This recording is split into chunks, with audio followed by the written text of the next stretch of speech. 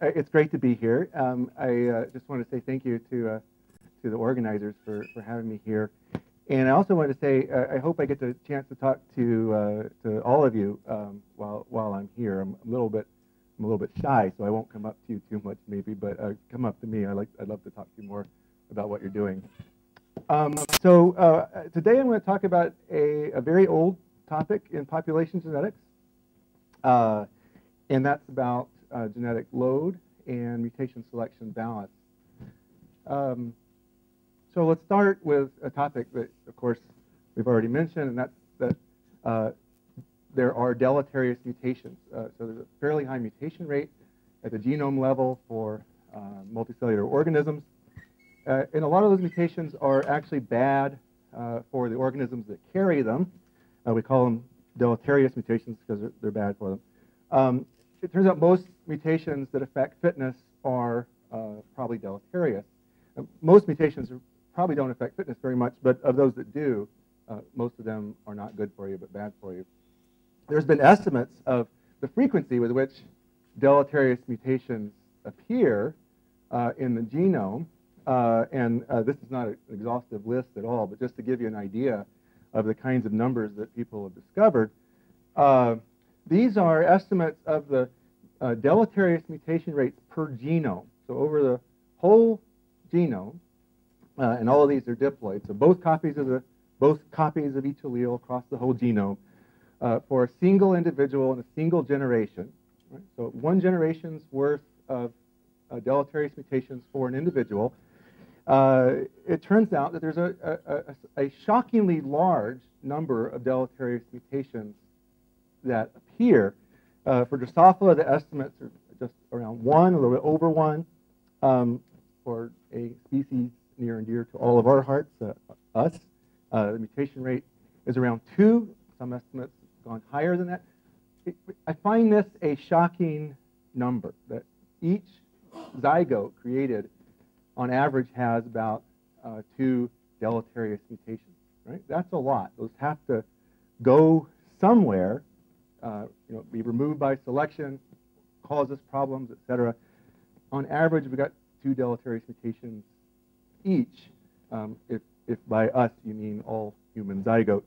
We're the lucky ones, perhaps, that have gotten past some of those mutations, but still, we all carry lots and lots and lots of deleterious mutations in our genome right now. C. elegans, a larger range of estimates for C. elegans, ranging from about 1/4 to 2.5. There's a lot of deleterious mutations appearing in the genome per generation. So what do those do? They're appearing by mutation. We expect that we're not just accumulating more and more and more and more and more deleterious mutations and nothing happening to them. Otherwise, we'd have gone, we as life on Earth would have gone extinct long before now. So the main factor, of course, eliminating those deleterious mutations is natural selection. We talk in population genetics about this mutation selection balance. At what point would we reach an equilibrium between the mutations coming into the population, deleterious mutations coming into the population through mutation, and them being removed by selection? So again, that selection is not perfect. It's not instantly removing all the deleterious mutations. There'd be some non-zero equilibrium for those numbers. So let's take a moment and ask how many mutations do we expect to see? So we'll start with a haploid version of this model. Lindy likes haploids. I'll do that this way. Okay. Very simple model. We'll start by talking about a single locus. We'll use a big A and a small a to refer to the 2 different alleles. The big A is the good one. The little a is the bad one. Okay. Just basic page 1 population genetics. We'll talk about the relative fitnesses of these, standardized to the fitness of the good allele. So we'll give that a relative fitness of 1. Of course, you could find that by whatever fitness measures you had. You could divide both the fitness of the A genotype and the little a genotype, divide both of those by the fitness of the A genotype to get these relative fitnesses. Okay, so we have a fitness of 1 here, and we'll use S as our selection coefficient, 1 minus S the fitness of the deleterious genotype. Okay. Oh, by the way, please do stop me, ask questions, flag me down, just yell out whatever as we go. We like to make this interactive as much as you like. So mutation brings it in, selection removes it. Here's an equation for the recurrence from one generation to the next of the allele frequency. I'll use P prime here to refer to the allele frequency in the next generation. P is the allele frequency in the parent's generation. So here, if you ignore this second bit here, you see an equation that is in a slightly different form from what Brian showed you yesterday when he was pretending to be me. The P prime equals P over the mean fitness, 1 minus QS. It's P here. It's actually multiplied times 1 for the relative fitness of the good allele. Okay. So P here is tracking the frequency of the good allele. Q is tracking the frequency of the deleterious allele. But on top of that, we're going to add a term for mutation. So this would be the frequency after selection of this good allele. But we're going to assume that in every generation, each good allele has a probability mu of being mutated to become the deleterious allele. Okay? So we take whatever frequency we would have after selection and multiply it times 1 minus mu to get the frequency after selection and mutation. Okay. Now, there's something missing in this equation, but it's okay that it's missing. We're missing the possibility here of mutation taking you back from the bad allele to the good allele. Okay, so back mutation. We're ignoring back. We're going to assume that back mutation is rare, and there's a few reasons that we want to make that assumption. Well, the reason we want to make the assumption is because it makes our life much simpler when doing the math. The reasons we can get away with that simplification are numerous. In the first place, the back mutation is very likely to be much rarer than the forward mutation. And that's because when we're tracking what's a good allele and what's a bad allele, we're not just talking necessarily about a particular specific genotype of bad allele, but there's a lot of different ways that you could break a good mutation, a good allele to make it into a bad allele. There's a lot of ways to break something, but once it's broken, there's only a handful, maybe one way to fix it again. So the mutation rate backwards is likely to be functionally a lot lower than the mutation rate forward. So that makes it a weaker effect. More importantly, we're going to assume later that selection is stronger than mutation. Okay, we're going to be talking about alleles where the selection coefficient is larger than the mutation rate, which means that the strongest force in the opposite direction is from bad to good is actually selection rather than mutation. So mutation plays a trivial role going back from bad to good. Okay? So we can ignore that back mutation, and we will. Right. So that's the recurrence equation from one generation to the next. Finding the equilibrium for that is a simple matter. It's just algebra. We write little hats over the piece to refer to the equilibrium frequency of the good allele here. That's just rewriting the same equation from the previous slide on the top there. We do some algebra, move the bottom here over here. Boom. Going to get rid of these p primes because they're one on both sides. Get rid of the 1 minuses part. They're on both sides. So we wind up with q hat s equals mu. Q hat being the equilibrium frequency of the deleterious allele now. Okay. And then one more step, we get to our answer. Q hat is mu over s. Okay. So for the haploid model, under the assumptions that we've talked about, our equilibrium allele frequency is mu over s for these deleterious alleles. Right, so let's just take a pause and think about that. That's fairly straightforward result. As the mutation rate increases, Q hat will go up. Right, so more mutation, more bad alleles around. That makes sense. As the selection gets stronger, this frequency at equilibrium goes down. Again, that makes sense. Selection's taking the alleles out, so it ought to get lower. That's what it does. Right? So mu over s is the equilibrium frequency for haploids. Okay. You're going to show me next? There we go. Good. So let's do diploids. slightly more complicated, but not too bad. So similar scenario, we're going to do. We'll talk about the same big A and small a. Big A is still good, small a is still bad. Standardize our fitnesses to the big A homozygote now. So this is the homozygote for the good allele. Let's skip over to here. The small a homozygote will again give a fitness of 1 minus S. So S, our selection coefficient against the homozygote, deleterious homozygote. But now with diploids, of course, as Brian talked about, we have heterozygotes as well. Those may not be exactly intermediate between the two homozygotes. There may be some dominance to the effects on fitness of this allele. And so we'll represent that like Brian did yesterday with an H. Okay? So 1 minus HS is our fitness for the heterozygote on this scale. Okay?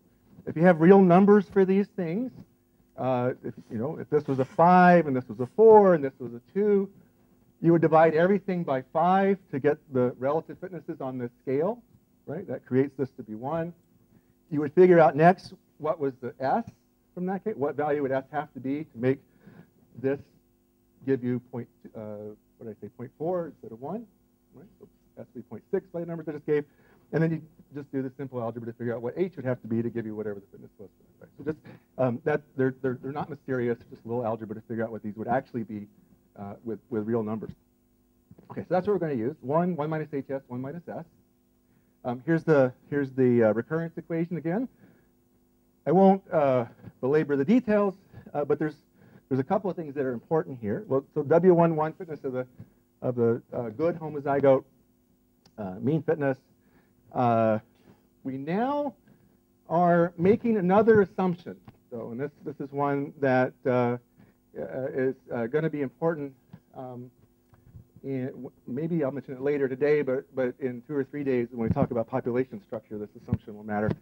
And that assumption is that these genotypes that we're creating are created by Hardy-Weinberg conditions, right? In particular, we're assuming that we have random mating between these alleles to create the genotypes. And that's why we can say there's P squared of the good homozygote.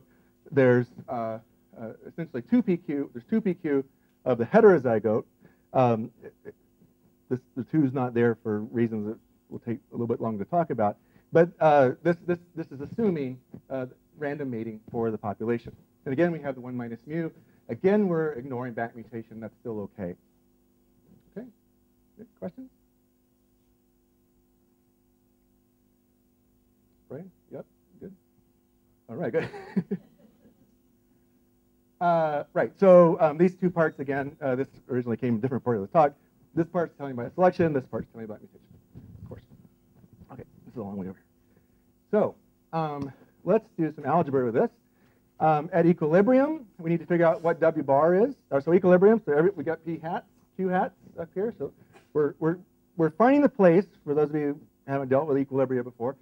We're finding the place where the allele frequency isn't changing from one generation to the next. Okay. And so at that place, we would say, well, if we're looking for the place where P is not changing, it means that P in one generation is the same as the next generation. And that means that at that equilibrium, at P hat, we could put P hat in for P, we could P hat and P hat in for P prime, and the equation would work. Okay, so that's what we've done here. And we need W bar. It's down here. It's 1 minus 2PQH S. Sorry, that's an S, not a 2. Well, I know it's a 2, but it should be an S. Minus Q squared S. Right. And you turn the crank with some algebra, you get this equation, which by itself has no intuitive value to me, but it's a good starting place for dealing with a couple of cases. So we'll go from there. Okay, so let's first talk about a completely ridiculous, not completely ridiculous, nearly completely ridiculous case, and that's complete dominance. Okay, the case where the heterozygote has a fitness equal to the good homozygote. We'll deal with this case because it's mathematically simpler. We can get an exact answer. The reason I say it's somewhat ridiculous is because it's probably the case that dominance coefficients are never purely exactly 0. Right? So very, very few loci where this probably pertain to I would say. But it's instructive to look at. Okay.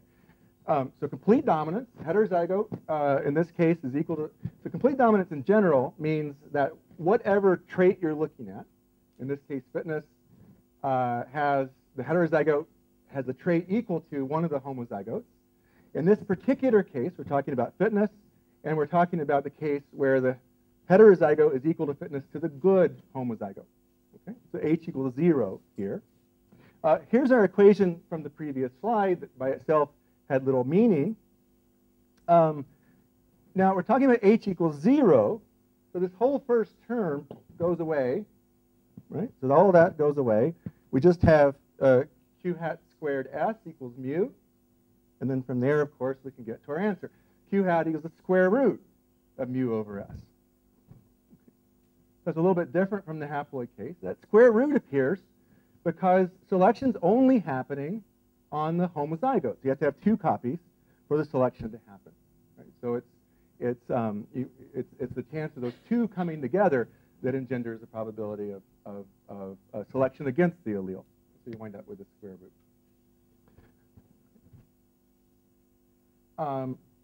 Let's do a slightly more complicated case, but one that is talking very fast. Am I talking too fast? Am I okay? We're good? Let's talk about the case with partial dominance. Okay, now H is somewhere between 0 and 1. Okay. Now with this, we're going to make a few reasonable approximations to make our life simpler. Right. So let's look at this equation here. We're going to be talking about cases where we expect this allele frequency to be rare. Okay? We're going to come back to we're interested in cases, as it turns out, where the strength of selection is stronger than the strength of mutation. Okay? So these deleterious alleles, for the cases we'll consider with this approximation, the allele frequency of the deleterious allele will be small. Okay? So Q hat is going to be small. Because Q hat is small, we can, like Lindy said was a nice thing to do, we're going to do it, we can get rid of the Q hat square terms, because a small squared is really, really small. Okay? So that takes care of this term, it takes care of this term. We're also going to assume that mutation is fairly weak, so that 1 plus mu is roughly 1.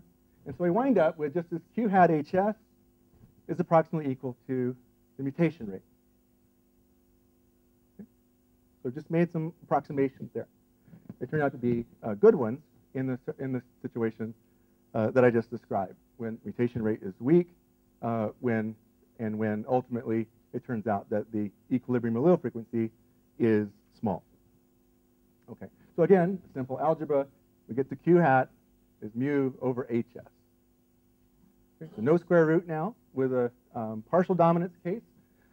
It's just the mutation rate divided by the effect on the heterozygote. So one thing to notice here is that S by itself isn't in that equation. Right? If I had reparameterized this, and instead of talking about 1 minus HS, 1 minus S, and talked about it as 1 minus S het, and 1 minus S home, right, to talk about the effects of fitness in heterozygotes and homozygotes, that S home wouldn't appear in this equation at all. Okay? Only the effects of fitness on the heterozygotes appear in this mutation selection balance result. So why Brian's talked a couple of times about the reason for that. Why is that? Why do we not care about S per se?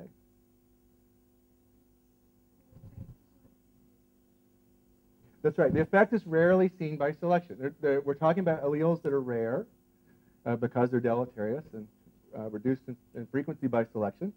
And so because they're rare, they're almost always present in heterozygotes. They're very rarely present in homozygotes. And so the average effect of that allele is determined almost entirely by what it's like as a heterozygote. Now, that's not true in the complete dominance case, because by assumption or by fiat, there was no effect in the heterozygote. There's only effect in the homozygote. But for most alleles, there's some effect in the heterozygote, and the homozygote won't matter. It's just too rare. Those homozygotes are too rare to make a difference. Yeah, it's a stable equilibrium. That's right.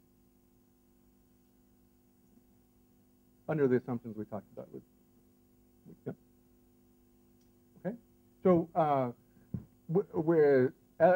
evolution doesn't see the homozygous effect. It doesn't matter. It's the heterozygous effect that matters. So you get something at mu over HS. This is similar to the haploid result, mu over S. Right? It's what's the mutation rate divided by what's the effect of a single copy of this allele to an individual. And that's the unity between the two. Okay. So I don't know. Oh, I do know it. Oh, yes. There's a little red box around to tell you that's the important bit. Q hat equals mu over H. Okay, so there's a lot of importance to these deleterious mutations and the way they affect evolution. And here's a partial list. They come up much more often than even this. One of the most important features of, I should even say before I even get to what's up here, one of the most important features of deleterious mutations and mutation selection balance is what it does to us. There's a lot of human genetic disease that are caused by recurrent deleterious mutations. So there's a real world substantial consequence of these mutations, which we'll get to in different terms in a second. One of the other things from an evolutionary point of view that matters a lot is that it's probably the case that a lot of the variation for fitness, probably most of the variation for fitness, that's what Brian said in print before, you still believe that, come from deleterious mutations. You agree? Yes. Good. Okay. So when you go out to I think you talked about quantitative genetics over the weekend, and perhaps you talked about the response to selection being a function of the amount of genetic variance, and Brian talked about the Fisher's fundamental theorem that response to change in fitness is proportional to variance for fitness.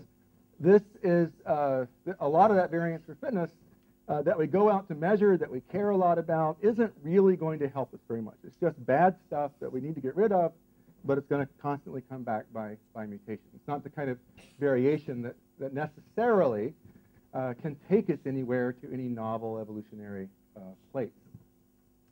So I won't talk any more about that other than to say that's one of the real reasons why we study recurrent deleterious mutations is that it creates a lot of genetic variance for fitness.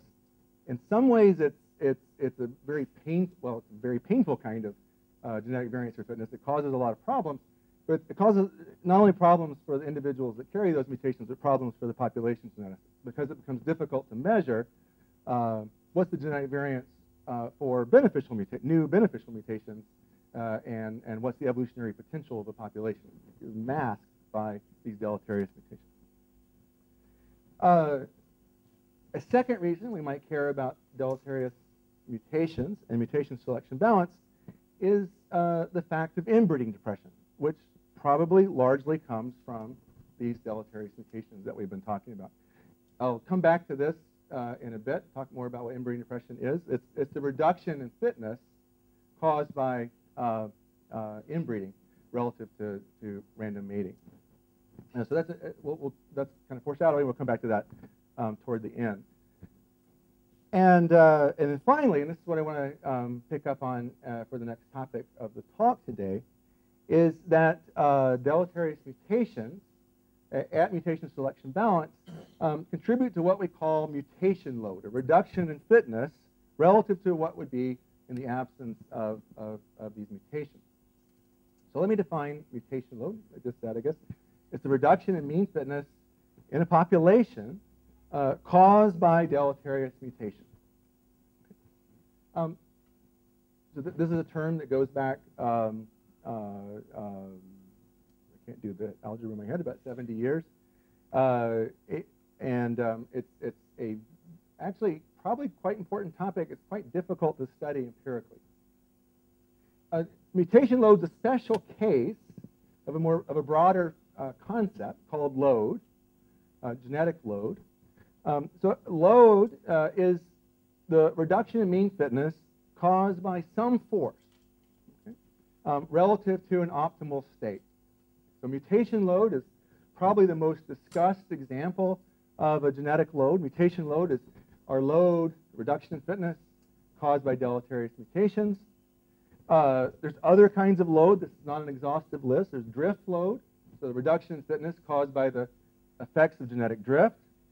There's segregation load, which is a reduction in fitness that's caused in sexual organisms by the recreation of Hardy-Weinberg genotype frequencies. So, for example, if the most fit genotype was a heterozygote, you had the overdominance that Brian was talking about yesterday. If you have overdominance, selection wants you to be a heterozygote. Maximal fitness is achieved by the heterozygote. But with random mating, you're constantly recreating homozygotes. Right? That's just a necessary feature of random mating and the way meiosis works. And so that reduces the mean fitness. That segregation of alleles from genotypes into their offspring reduces mean fitness. And if that happens, that's called segregation load. When that happens, it's called segregation load. And another one we might mention is lag load. Slightly strange concept, I think, but this is the reduction in fitness relative to what fitness could be. That's a consequence of the lag, the time delay between when an organism gets into a new environment that has a new selective optimum and when it achieves that optimum. Right? So it's the fact that evolution takes time, that it's not instantaneous. There's a period of time where the organism remains less fit than it could be, and that reduction in fitness caused during that time is called lag load. We won't talk about the latter two more today. I just wanted to highlight to you that these things existed. Questions? Yeah.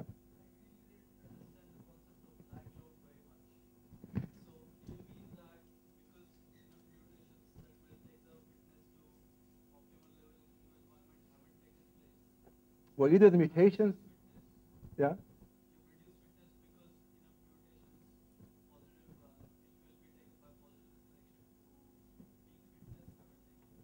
That's right. It's that coupled with the fact that those mutations, even when they occur, it takes selection a while to raise them to the right frequencies to match the environment. Okay? So it's both of those together. It's just that the organism has a phenotype which is not yet well adapted to that environment, and that won't be instantaneous because selection isn't immediate. Yeah.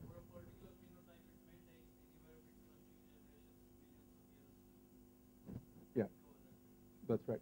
And if you believe, as I do, that the environment is constantly changing, we never get out of that. It's not that you necessarily eliminate that lag load, but you can imagine that it would be greater in periods of great environmental change and less with environmental stability. But it's probably the case in the real world that we're never perfectly at the optimum on every axis that we care about. Well, except for Brian.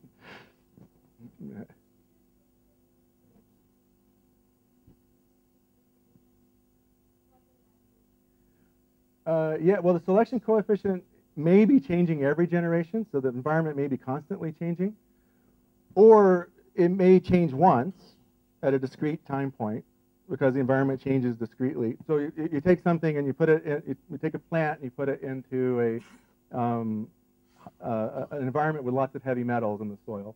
Now those heavy metals may be constant over the generations after that, but that population of plants will not be well adapted to those soil yet, and it'll take a while before they become so. So that's the lag load. Or it could be that every generation there's more and more, say, heavy metals put onto the soil, and the optimum is constantly changing. Either one. Yeah. Sure, I can't remember the question. Her question was,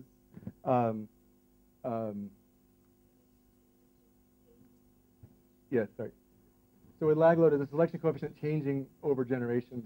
And the answer is that yes, but not necessarily every generation. It just has changed. But thank you for reminding me of that. Okay. All right. So let's talk about mutation load. And we'll go back and talk about it a bit first mathematically. Then I want to talk about it a little bit conceptually. I want to talk here about some of the challenges to studying this mutation load and some of the ways in which the real world deviates from these simple models that we've used for a long time a little bit. But let's start with the basics, the traditional view of this. So we'll talk about mutation load. We'll abbreviate that or with a variable L for the mutation load. And let's start this by looking at a single locus. Right? We'll move up to thinking about whole genome level in a second. Let's start with a single locus. So here's the definition of load. The load is the reduction in the fitness of the population, the average fitness of the population, caused by whatever it is we're talking about. We're talking about mutation. So mutation load is the reduction in the mean fitness of the population caused by recurrent deleterious mutation. So to measure that, we just need to say, well, the word just there has no place in that sentence. We just need to measure what's the mean fitness of a genotype without deleterious mutations. That's completely impossible to do. That's why I'm making fun of my phrasing. The mean fitness without deleterious mutations minus the mean fitness of the population with the deleterious mutations at the mutation selection balance, if that's where we care to look. Okay, so we'll write that W bar, W for fitness, bar meaning the mean of no mutation minus W bar with mutation. Okay, so that's how we'll define load, like everybody else does. So let's look at the partial dominance case. Right, it's the complete dominance case is easier, but pretty much irrelevant to nature probably. So let's focus on the partial dominance case. So we are still going to use the same. We're still going to use our same nomenclature for the fitnesses of the different genotypes. 1 minus HS, 1 minus S. Now, let me flag here that seems straightforward and a wonderful thing to do. But in so doing, we've hidden the really horrible part scientifically about this, which is we don't know what that 1 really means. We don't know what the fitness is of an individual without mutations. Right? That's going to come back to haunt us later. But we'll hide it now. We'll talk about relative fitness of 1. So the mean fitness without mutations is just 1. Everybody's a good homozygote. Relative fitness of 1. The relative fitness of any population like this is 1 minus 2pQHS minus q squared s. Right? That's just averaging the different fitnesses according to the Hardy-Weinberg genotype frequencies, p squared, 2pq, q squared. Okay? So the load is this one minus this one. It's 2pQHS plus q squared s. Okay. Well, we got p's and q's in there. We know something about what p and q ought to be now, though, because from a mutation selection balance. So if we're willing to assume that this population is at an equilibrium for mutation and selection, then this q should be q hat mu over hs. And I apologize, this should be q hat, and that should be p hat down there. My equation editor suddenly decided it did not like hats whatsoever, so I couldn't draw them on here for you. But you have to, in your mind, put a hat here, here, and here. Okay. So we know that the equilibrium mutation selection balance ought to be about mu over hs for these partially recessive alleles. We know that should be a small number under the assumptions, the very, very biologically reasonable assumptions that we've talked about, where mutation's weak relative to selection. So we know that p is going to be close to 1. In other words, that pq is going to be close, is going to be very well approximated by Q, and that this Q squared term is negligible as well. Okay, so that takes us back to 2QHS. Okay, but we know what Q is. We know it's mu over HS. So if we can reach down to the bottom of the screen, 2QHS, we replace the Q with mu over HS. The HS's cancel, and we get the result down here in the bottom right, that the load ought to be about 2 times the mutation rate. Now that's pretty cool. We had all this stuff that we don't know about, which is what's the fitnesses of homozygotes, what's the fitnesses of heterozygotes. Under these assumptions, we don't need to know those things, right? The fitness of the homozygote went away a long time ago. The fitness of the heterozygote turns out to not be important because the HS's cancel out in this equation. Why do they cancel out? Well, roughly speaking, it's because for an allele which is under strong selection, when HS is large, the allele frequency will be small. But the effect of that allele, when it's there, will be large. Okay? So those kind of cancel out. And by the same token, an allele that's weakly selected, so when HS is small, they'll be present in a lot more copies, a higher frequency in the population, but each one of those reduces mean fitness by only a small amount. And so as it works out, those, not exactly, but at the level of approximation that we're dealing with here, those cancel out. Okay? So we wind up with, under these assumptions, the random mating, selection stronger than mutation, we wind up with this very nice, neat result that we should expect the load due to a locus to be equal to 2 times its deleterious mutation rate. So that's pretty cool. We don't need to know more than that, or maybe we do a little bit later. But that's the classical perspective on it. And it's so important. I'll make a new slide for it. Same slide. L equals 2 mu. This is the partial dominance case. Right now we have made some assumptions, and we want to remember these. We've assumed random mating. We've assumed mutations weaker than selection. And we've assumed that the population's reached an equilibrium between mutation and selection. And in other words, that's well described by this mutation-selection balance. But still, this is nice, simple stuff. It's really, it's good, it's great when complications go away and you can reduce things down to fewer parameters. That makes life better. Yeah.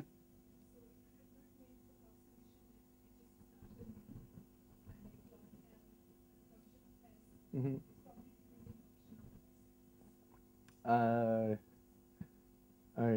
Probably. Oh, yes, I think so. Yeah. Yeah. Yeah. Yeah. Well, as the selection coefficient gets very large, or very large or very weak, you want the mutation rate to be high, small. Right, I see. No, when the mutation rate gets small, it gets weird, right? So then you get into situations where you're dealing perhaps with drift being a lot more important. And we'll talk more about that in a bit.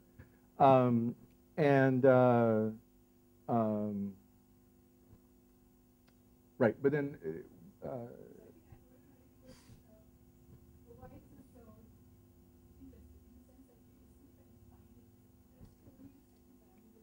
right.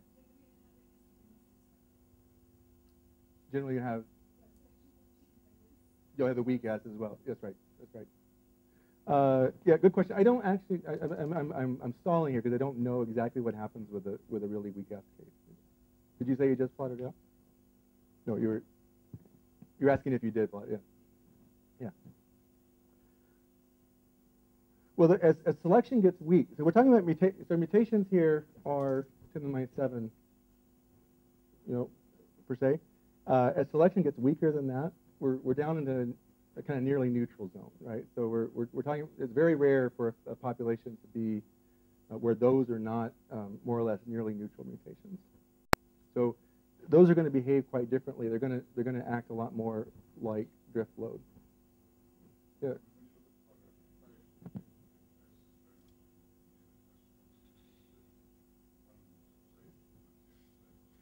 Mm-hmm. Mm-hmm. Right. So okay. So sometimes they will fix, but as I say, when they're nearly neutral, drift can cause things to fix as well. And then you get into a whole regime where if you ignore back mutation, if you ignore compensatory mutation, we should all be dead by drift load because deleterious mutations will constantly be fixing. So that's yeah.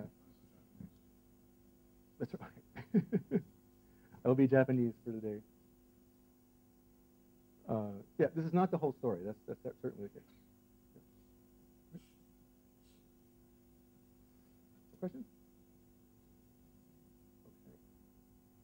Okay. Just for the sake of as a thought experiment, if you have complete dominance, you wind up with a load equal to mu, not 2 mu. Okay? So, now, like I said, this is probably rare, but I mention it because it raises an interesting issue, and that's that with complete dominance, let's go back a step. With partial dominance, when an individual dies because of selection, it's a heterozygote, and it's taking one copy of the mutation out of the population because of that selection. With complete dominance, when an individual dies because of selection, it's got 2 copies of the bad mutation, and it's taking 2 copies out through that selective event. That's essentially why this is half as great. Every time a mutation is removed, 2 copies get removed. And so the effects on the mean fitness of the population are half. Load is mu, 2 mu. And that can be generalized by this equation that was from Alexei Kondrashov and Jim Crow that shows that the load in general is, oh, here's something I haven't defined yet. This capital U is the genome-wide deleterious mutation rate. So the load for the whole population, across the whole genome, is that genome-wide mutation rate divided by this, what they call Z bar minus Y bar. Z bar is the mean number of mutations in individuals that are selected against, and Y bar is the mean number of mutations in individuals that aren't selected against. So in fact, this is the number of mutations removed by selection events. And so if you think about this load, there's mutations, single mutations coming into the population via mutation, and the load is going to be equal to the number of individuals that have to either die or have a complete reduction in fitness caused by the selective elimination of those mutations. Right? So each individual in a diploid case, each individual is going to have U new mutations. That's 2 mu per locus across all the loci that matter. And if only one of those is removed by selection during each selection event, then you get the 2 mu. Each individual brings in 2 mutations, 2 times mu mutations per locus, and only 1 is removed by each death. So the load is twice the mutation rate. With complete dominance, there's 2 times mu new mutations per individual, but there's 2 removed per selective death, and that takes you back to a load of mu. So I can go here, right? So here's here's those 2 cases. The nice thing about this way of thinking about it is that it can let you. Yeah. So at U, I get this a little bit out of order. U is the whole genome deleterious mutation rate. So at the second or third slide, when we talked about the genome-wide mutation rate for humans being 2.2, that's U for humans. Right? So per individual, per generation, there are U deleterious mutations appearing, new mutations appearing. Right. So this this rule of thumb is nice. It helps you at least intuitively think about what the consequences might be of some deviations from the standard assumptions that we've just been talking about. And let's do this in a qualitative way.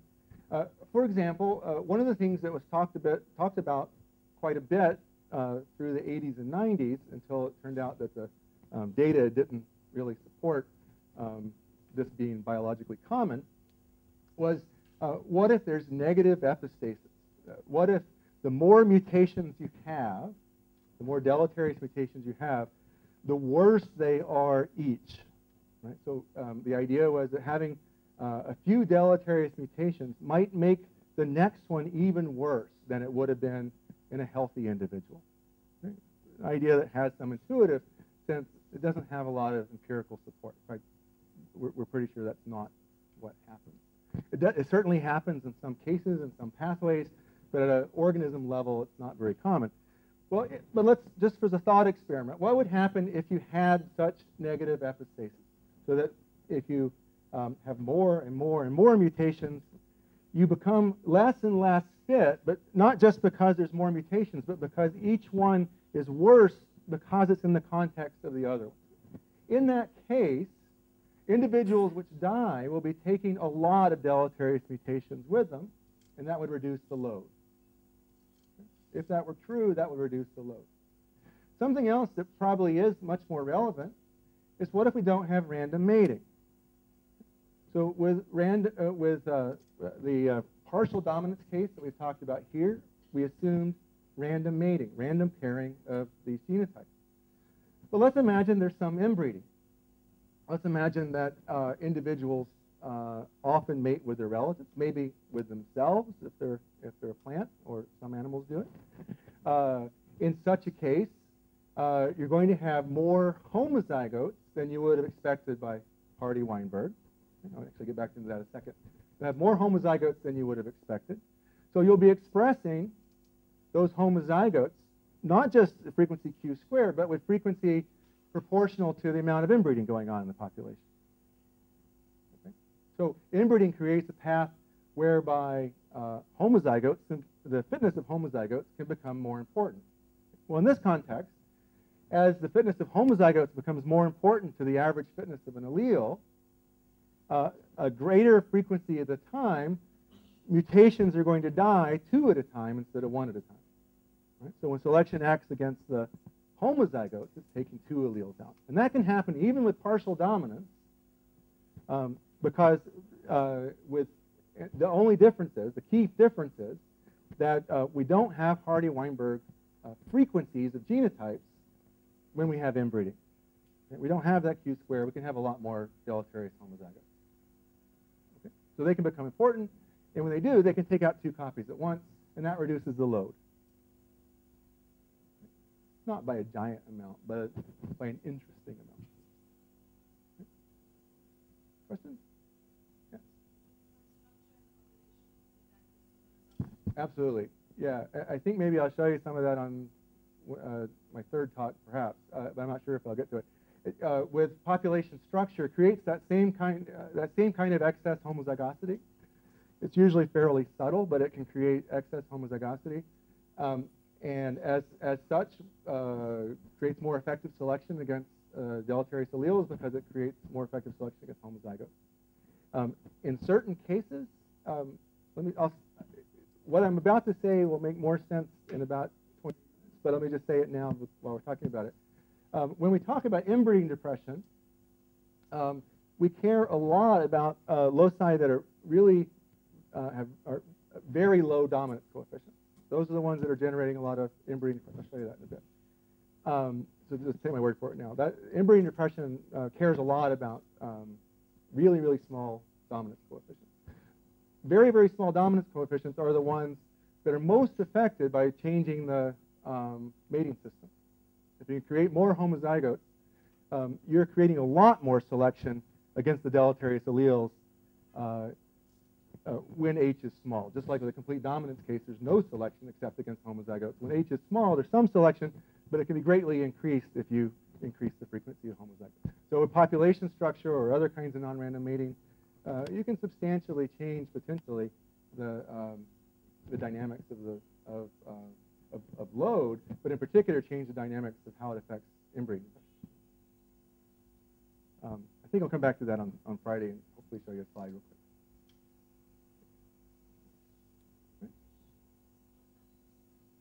Previous slide.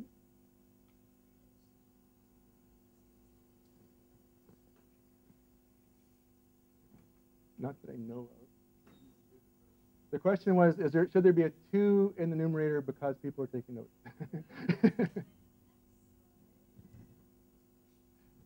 The U, remember the U is proportional to 2 mu.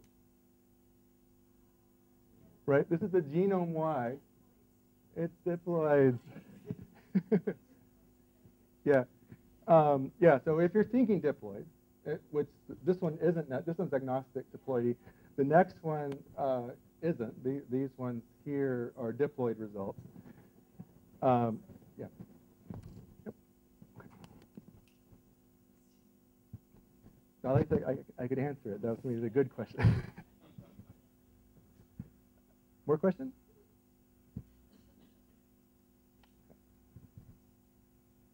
All right. All right. So that I promised you earlier that we go from a single locus to multiple loci.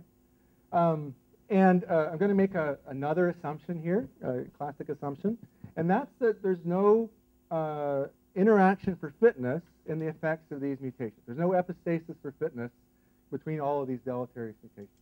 The mutations may interact within a locus, and that creates dominance, but they don't interact between loci. In such a case, we could talk about load at the level of the whole genome. We could multiply out. Well, the load is 2 mu, remember? So that means the mean fitness is 1 minus 2 mu. So we can multiply out across all the loci in the genome, product 1 minus 2 mu, to get the overall fitness predicted at this mutation selection balance. That's approximately the product of e to the minus 2 mu, and that's equal to e to the minus the sum of 2 mu. And that, the sum of 2 mu, we're summing over all loci times the mutation rate, 2 times the mutation rate of that loci, that is the genomic mutation rate. That is this U that I got ahead of myself and talked about it a bit earlier. Right? So U, sum over all loci of 2 mu, that's the genome-wide deleterious mutation rate. And now this equation is pertains to diploids still, and hence the 2 in these 2 mu bits. And it's based on assuming that all the deleterious mutations act in a partially recessive way, not in a completely dominant way. Okay. And so that's the fitness. We would subtract that from 1, the fitness without mutations, to define what the load was, and that's what's in the box here. Okay. So at the genome level, the load 1 minus e to the minus u. Okay. So that's based on a lot of approximations, but it's interesting because u is something we can actually measure, right? So we've seen measurements of that, we've seen estimates of those of u earlier on. Yeah.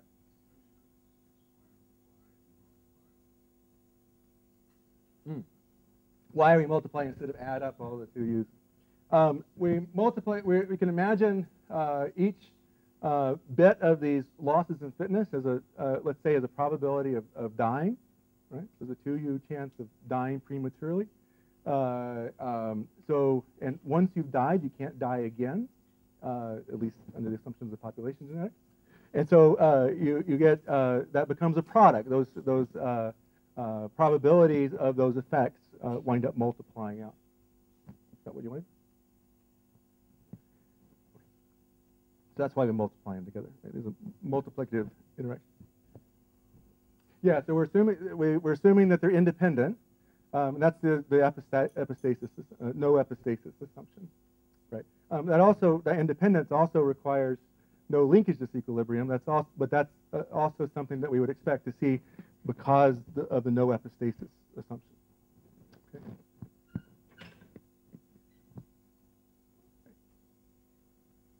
Okay. Yeah.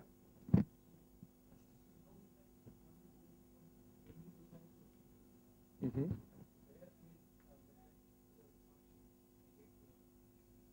Mm-hmm.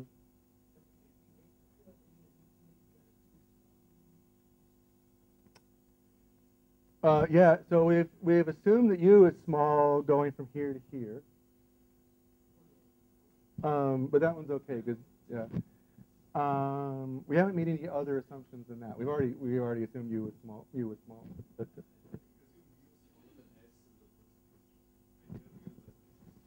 That's a lot of grief represented in that 90%. Yeah. So, now remember, this is about fitness. Okay, so I've lapsed a couple of times into talking about survivorship instead of just fitness. It's an easier thing to think about in some cases, but it's important to remember that this is fitness. It's not just survivorship. This does not mean that 90% of us die because of mutation load. Right? It doesn't mean that 90% of zygotes die because of mutation load. If it were that simple, we would be able to measure it. We'd be able to at least estimate what fraction of zygotes make it to adulthood, right? But it's not so simple as that. Fitness is composed of a lot of other aspects of biological life. It includes fecundity, it includes mating success, et cetera, right? So there's a lot of other ways for this reduction in fitness to manifest aside from just killing individuals. Okay. So, but still, that's a lot of lost fitness. Now, it's important to remember when we think about this this lost fitness, a lot of people, when they think about, oh, here's a load of 90%, when they think, well, that doesn't make any sense because humans only produce on average 2, 5, 10 offspring maybe. If that were reduced to 10% of its value, the population would go extinct, right? But that's not comparing to the right value. What we are now, that 2, 5, 10 offspring per individual, is what we're saying is 10% of what it could have been. Okay. Now the problem with load, the huge elephant in the room when it comes to load, is that it's defined relative to an unloaded genotype, to a perfect genotype. We don't have one, Brian notwithstanding. We don't have a perfect genotype to compare to. We don't know what that number is. And I would go so far as to say when we try to imagine what that number is, our imagination fails because we think about what's the normal spectrum of, if we're talking about humans, we think about what's the normal spectrum of what we observe as human fitness. But we don't, that doesn't, the best human that exists, that ever has existed, isn't necessarily having a maximal fitness, right? The same as an unloaded genotype. We've never observed this mythical creature of a human without genetic load. So our intuition about what that, how possible it is that there is such a large load, I think, is very skewed by our experience with a heavily loaded population. That's the norm for us. We are thinking about these guys. We're not thinking about these guys. Right? So when you think about how plausible this is, keep in mind that what seems plausible is defined by what you've observed in the context of a loaded population. Yeah.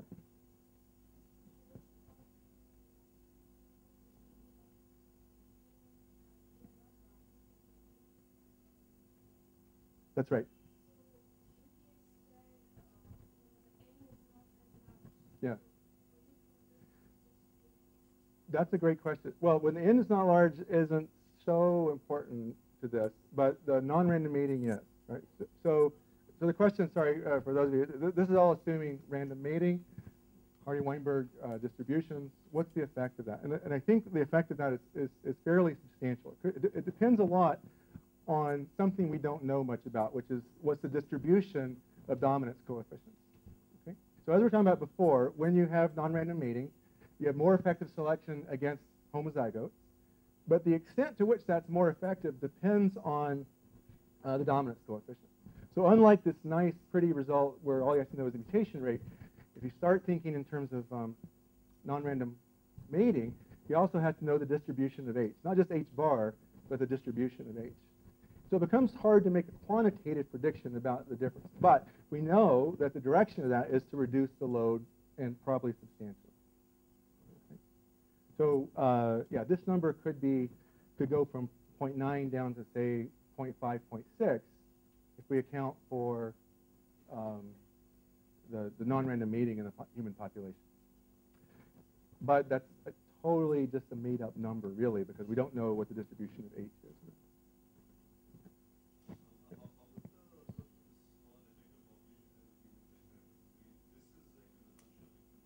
Mm-hmm. Mm-hmm.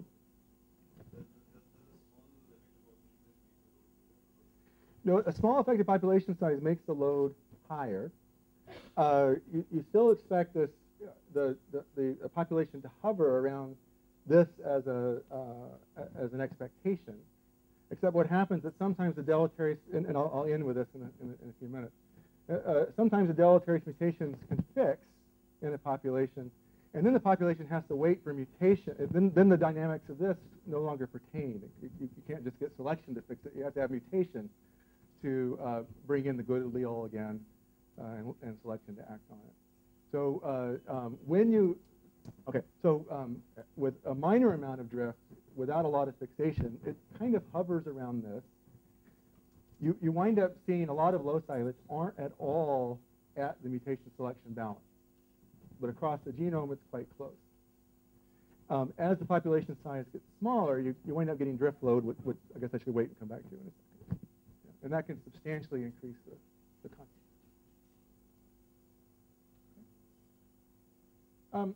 Now, I want to talk about this this issue of how does this load likely to affect populations. We have real problems here.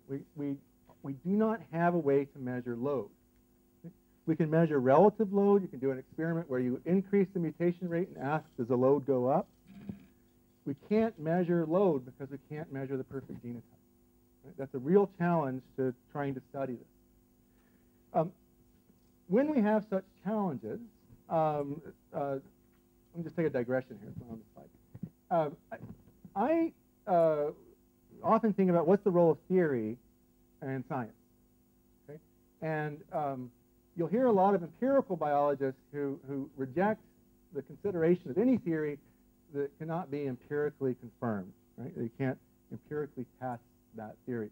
And it's certainly the case. It's certainly the case that a theory which tells you the same amount of information is much better science, much more useful if it's phrased in terms that can be experimentally tested and confirmed. Okay? So that's a very powerful role of theory, is to make predictions that we can test. But I think there's another role of theory, and maybe this is old hat, so I think another role of theory is to let us think about things that we can't measure.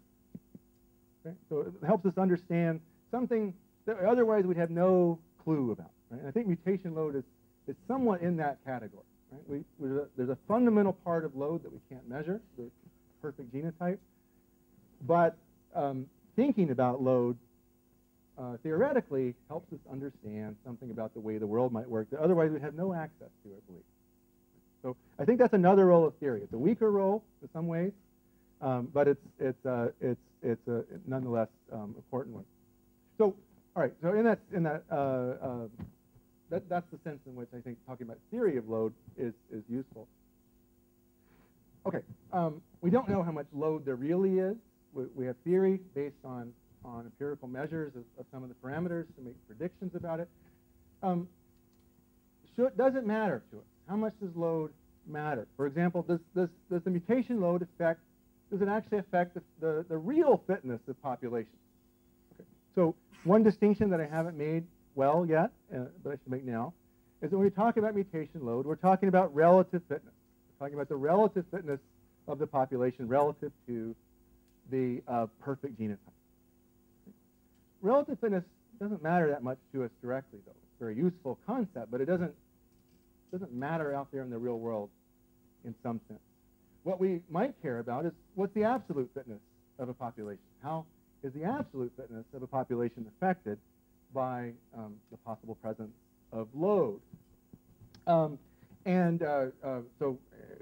let me go a little bit more ecological here and talk about issues such as whether the viability of a population. Can a population persist and not go extinct? Or what's the equilibrium population size of a population? Is that a function of the mutation load? The issue here, and this is an old one in the concept of mutation load, is that there's a disconnect between that relative fitness and that absolute fitness. There's a lot of ways where it's difficult or impossible to predict absolute fitness from relative fitness. Right? There are some effects on fitness that have no effect at a population level in absolute fitness. There's some effects on relative fitness that have dire consequences with absolute fitness. So we just want to explore that a little bit in the context of load.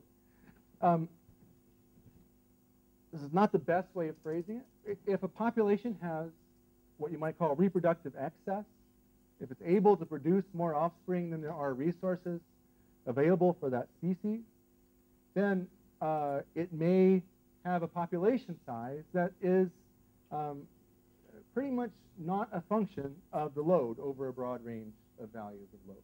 Right? In other words, if there's density dependence for the population success, a lot of it doesn't matter so much it doesn't matter so much what the fitness of each individual is, as long as that population is capable of producing enough individuals to reproduce itself, to replicate itself. You may not see any effect of deleterious mutations. Right? So if you have 20 nest sites in a population, 20 nest holes for a woodpecker, or let's say a nuthatch that depends on a hole as a resource that it can't create itself. If there's only 20 such nest sites, there's only going to be 20 possible pairs of nuthatches in that area. Right? It doesn't matter if you had 500, there'll be 20. If you have 100, there'll be 20. If you have 21, there'll be 20. Okay? So there's an external ecological density dependence, which is reducing the population size down to a norm that can be largely independent of the actual fitness of the individuals in that population. Okay, so under what circumstances is that correct? Under what circumstances does load actually affect population fitness? And this is way bigger of a this is way bigger of a topic than I'm going to do justice to here. But I want to show you just the results of a simple ecological model that I did with Anil Agrawal a couple of years ago. We based it on the MacArthur model. This is basically a chemostat model where resources come into the population. There's a rate of birth of new individuals. There's a rate, which is B. There's a rate of death of individuals, which is D. And the other term here is that there's an A, which corresponds to a resource acquisition rate. Okay, so here's the model. You have a certain amount of resources available. You can acquire those with a certain efficiency A, and you can convert those into new offspring with this coefficient B. And then, so that's the number that together creates the birth rate of the population, and then D is the per capita death rate.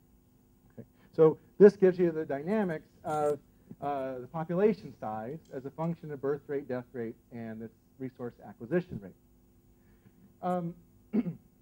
Yeah, so we'll say first, well, what's the equilibrium of this? And then we'll think about that relative to if we cause load to reduce each of these three quantities. These birth rate, death rate, and acquisition rates are all biological entities, properties of the organisms that could be affected by load. So we'll ask how does load in this model affect each of those things. So here's the equilibrium. This I, like I said, this is a chemostat model. So this I is the input rate of resources. And you wind up with an equilibrium population size BI over D. Okay, so we have B and D in that equation still.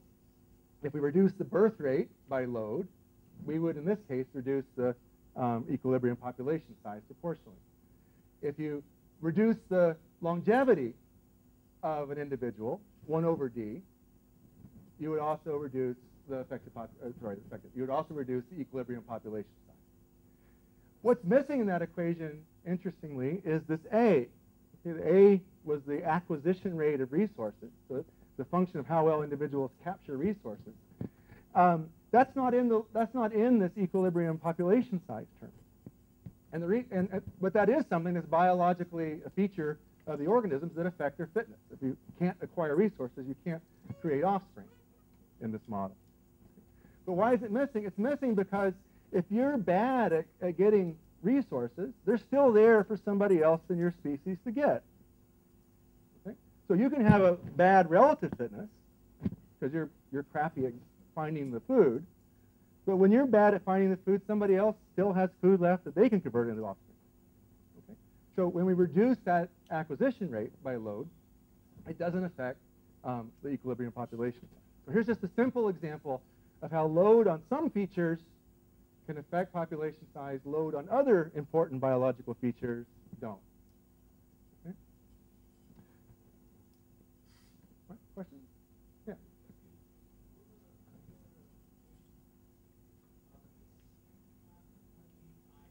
Right. Sorry. This is I'm going a little faster. So this R is the current state of the resources. That's a function of how many get eaten and this input rate. And so I just didn't show you that equation. I should have. There's an equation that deals with the dynamics of the resources. I of them come in, and then they get eaten in proportion to A in. And so you wind up with it. Right. You get the R at equilibrium from the I. What? Okay. Let's refine this in a different way.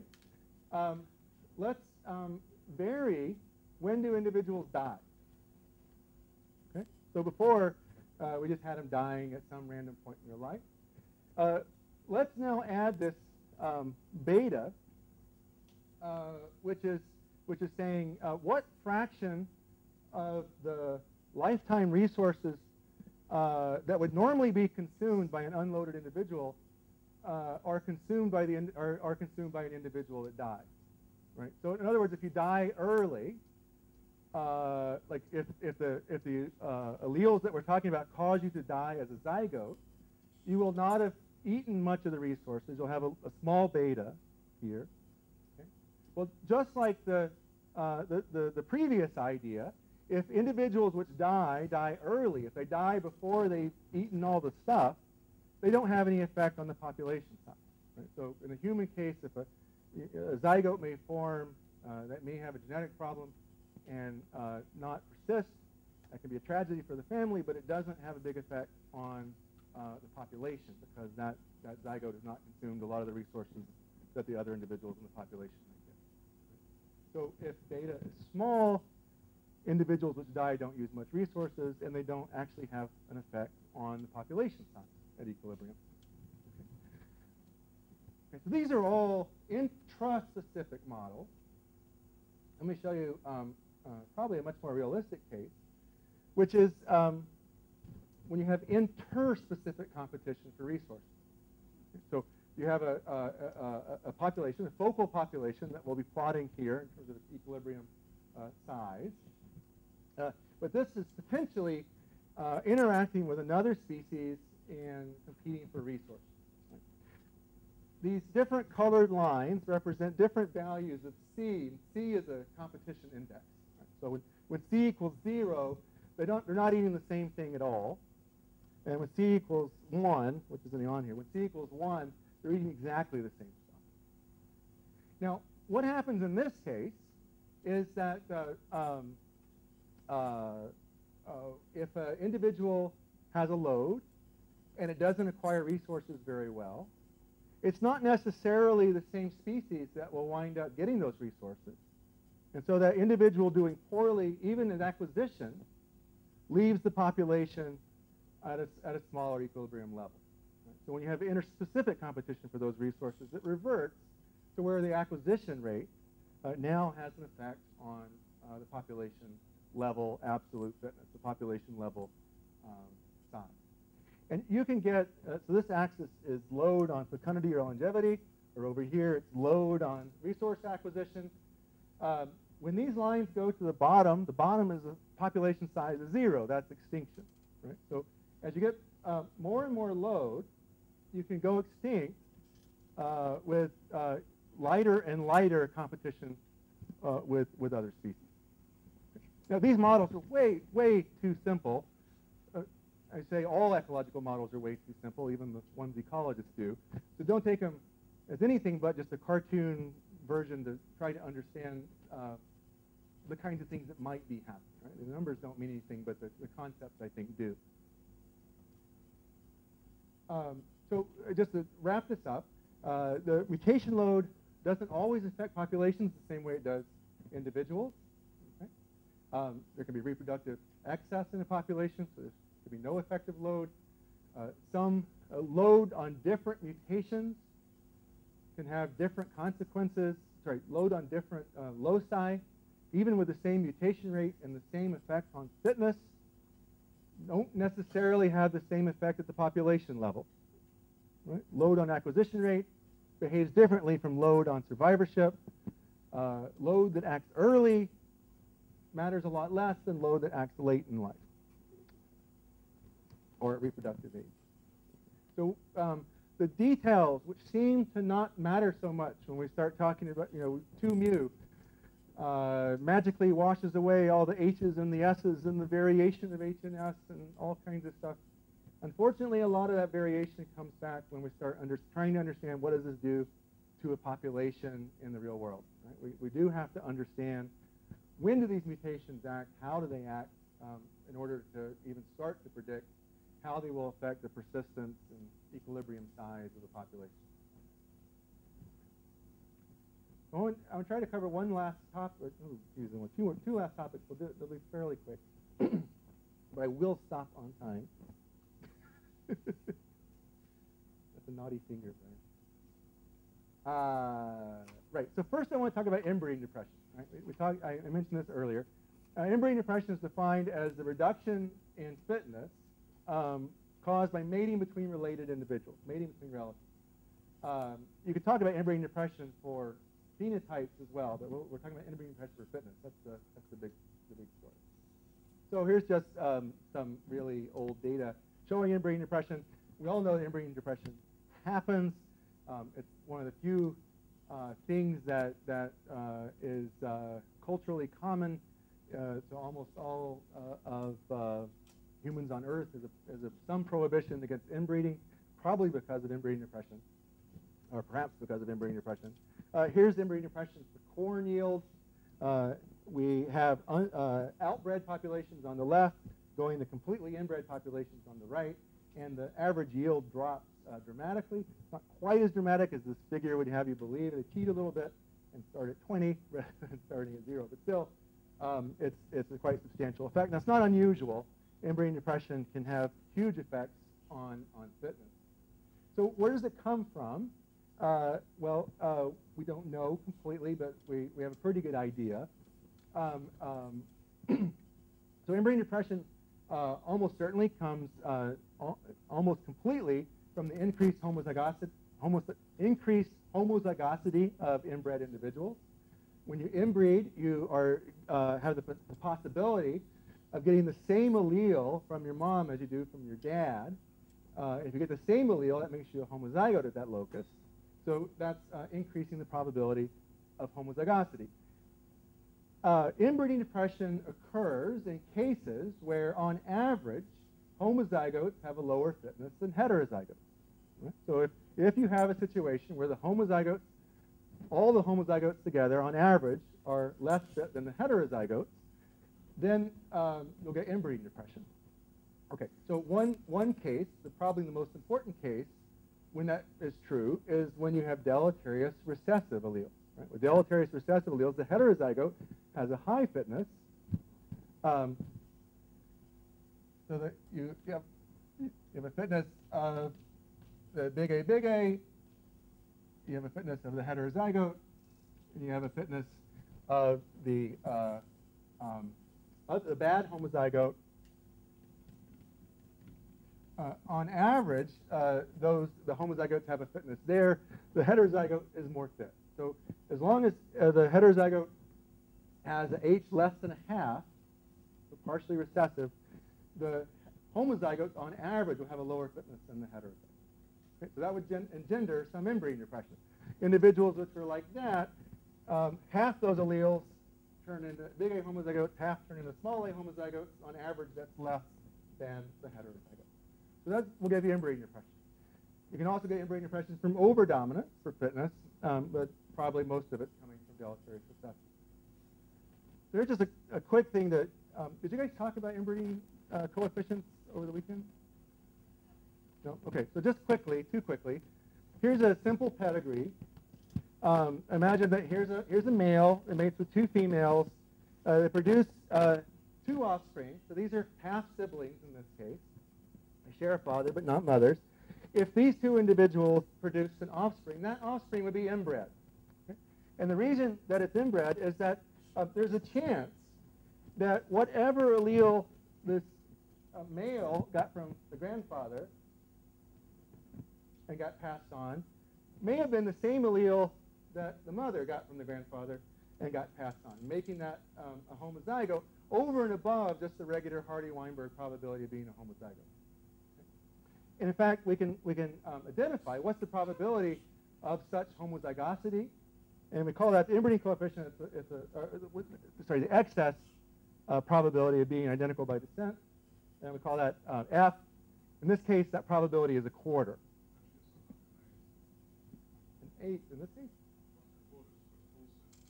Yeah, it's 8. Sorry, right. 8.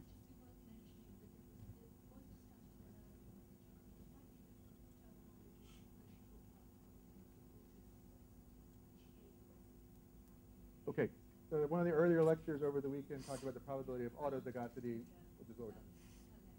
Okay. Yeah, so Brian points out correctly, this actually is an 8. I did it wrong. So there's a half chance that the allele that got passed on from this father to this individual is the same as it got passed on to this individual. There's a half chance, because it's got 2, that it passed that allele on there, and a half chance that it passed that one on there. So that's a half times a half times a half is an 8 probability of being homozygous because of this inbreeding. Okay. So the F is this probability that two alleles are identical by descent in an individual.